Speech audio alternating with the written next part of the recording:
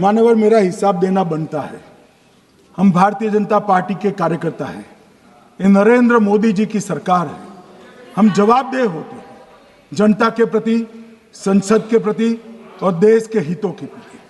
मैं आज देश की जनता के सामने 2004 से 14 और 2015 से 25 10-10 साल का लेखा जोखा रखना चाहता हूं।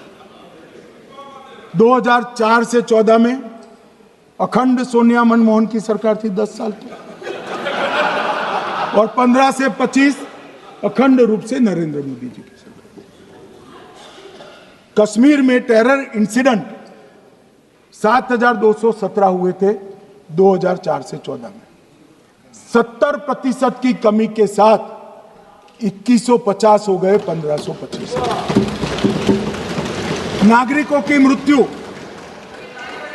2004 से 14 में 1770 हुई, 2015 से 25 में कम होकर 357 हो गई, 80% की कमी। सिक्योरिटी फोर्सेस की मृत्यु 1060 हो गई उस वक्त, और हमारे समय में 542 हुई, और टेररिस्टों की मृत्यु में 123% की वृद्धि हुई। ये हमें पूछ रहे हैं क्या हुआ? आंकड़े से भाग नहीं सकते भाई, आंकड़े से भाग नहीं सकते।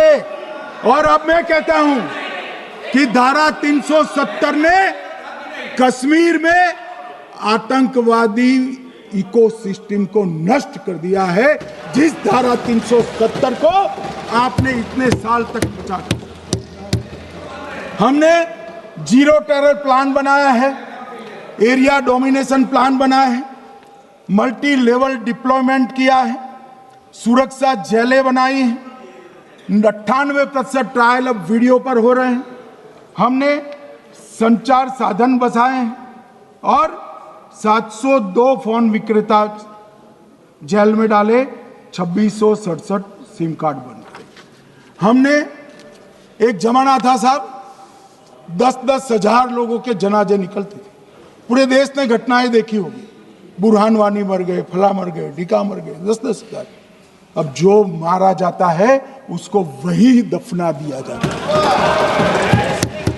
किसी भी आतंकवादी को उसका महिमा मंडन करने के लिए जनाजे की इजाजत नरेंद्र मोदी के शासन में नहीं।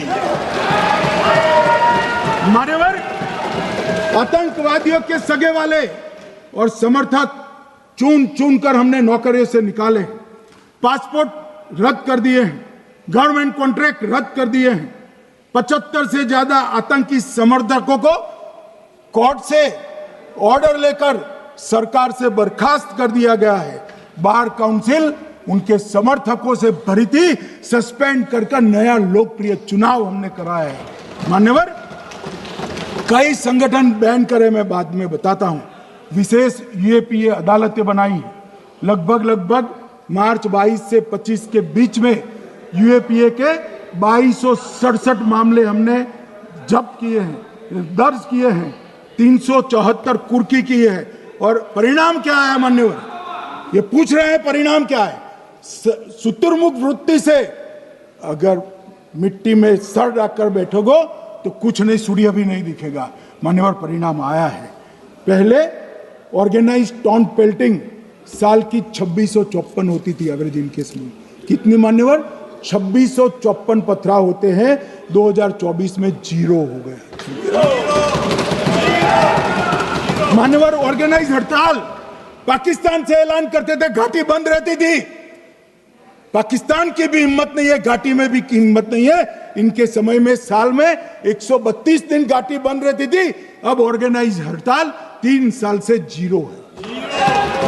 मान्यवर, टॉन्ट पेल्टिंग में नागरिकों की मृत्यु हर साल 112 होती थी, 3 साल से नागरिकों की मृत्यु 0 है।